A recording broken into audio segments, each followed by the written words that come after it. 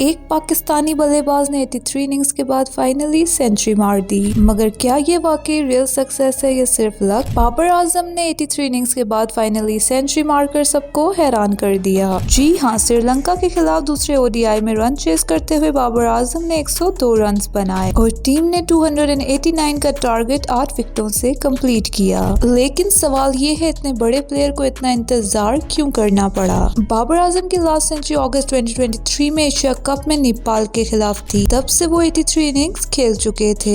Interesting बात यह है, ये ड्राउट बाबर ने 83 इनिंग्स बाद तोड़ा। बिल्कुल इसी तरह जैसे विराट कोहली को भी अपनी सेंचुरी से पहले स्ट्रगल करना पड़ा था। तो असल सवाल ये है, क्या ये सेंचुरी बाबर के रियल कमबैक की शुरुआत है या सिर्फ एक तुक्का था? आप क्या सोचते हैं, क्या बाबर आजम फ्यूचर में मुस्तकिल फॉर्म में वापस आएंगे? कमेंट्स में अपना ओपिनियन जरूर शेयर करें और अगर वीडियो पसंद आए तो वीडियो को लाइक करें और चैनल को सब्सक्राइब करें। शुक्रिया।